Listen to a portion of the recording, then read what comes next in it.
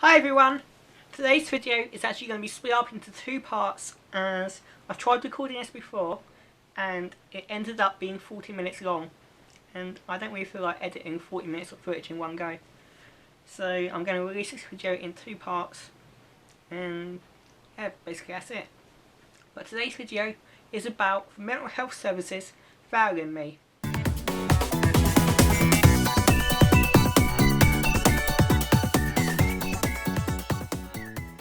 So after the whole orthodontist and jaw surgery thing towards the end of last year, which has caused me a lot of distress even without treatment, as I was left with my own thoughts and didn't have anyone to explain anything to me.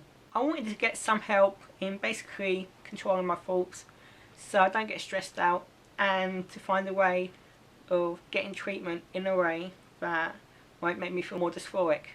I mentioned this to my tutor at the college, who then recommended me to the counsellor there as a temporary solution until something long term could happen. So a couple of weeks later I met the counsellor and we basically discussed everything, and she ended up recommending me to the local health and mental services, which is called AS1.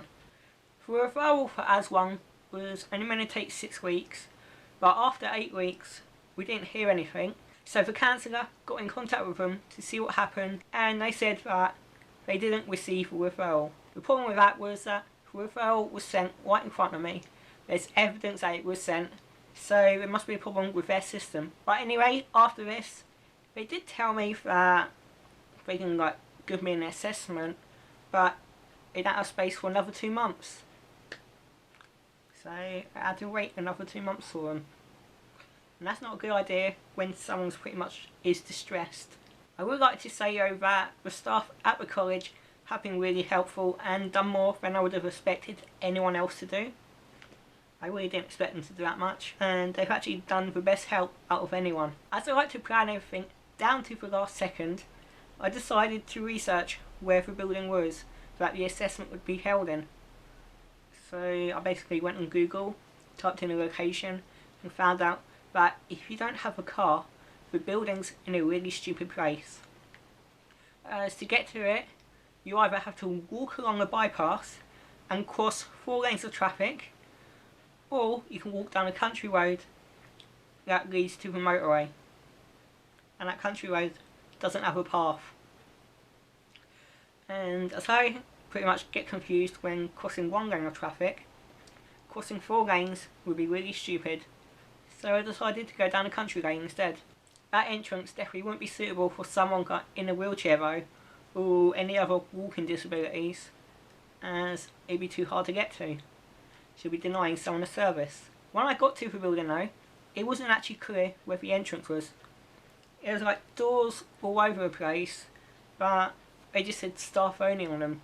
So I had to walk all the way around the building just to pretty much find an entrance. And that actually took quite a long time, because it wasn't clear where to get in, and I could have been late to the assessment if I didn't come early. The building was confusing as there wasn't any signage to say where to actually go, and in fact the building just looked like a big, abandoned, futuristic prison.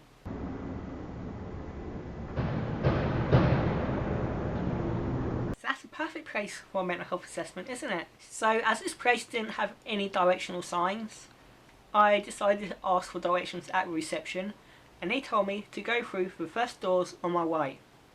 The problem with that is I will literally follow those directions. So I went through the first door on my right, and it led to some stairs. So I went up some stairs, and that led to some locked doors. So it was clear it wasn't there.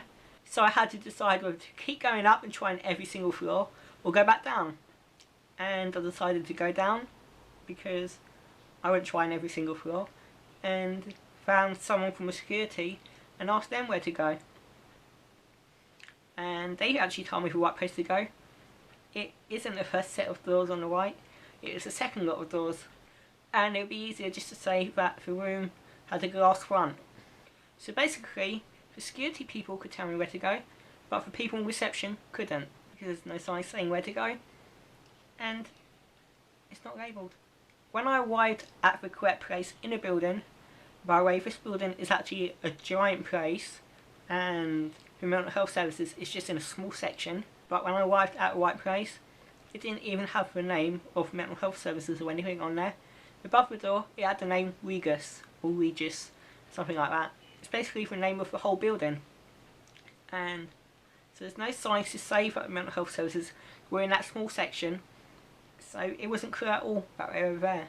So of course I'm going to get lost, because it just basically looked like an office environment or like a control area for the whole building.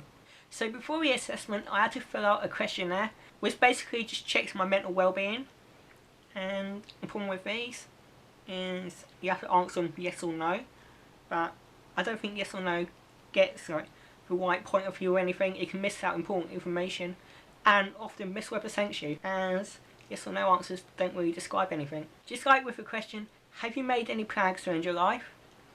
If I said no, they think everything's fine.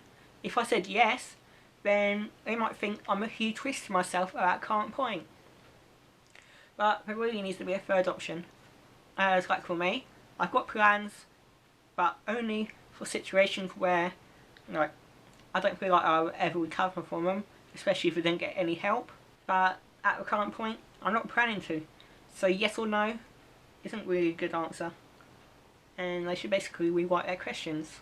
So despite as1 pretty much failing to contact me the first time round, I decided to give them a chance, and you'll find out what happened in the nightmare assessment in the next video.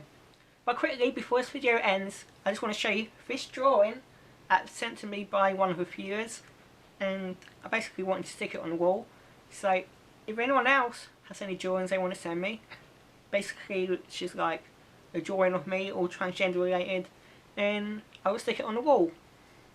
Hi everyone, hope you enjoyed this video. If you did, don't forget to subscribe, and while you're at it, check out the playlist of previous videos, and I will see you next time.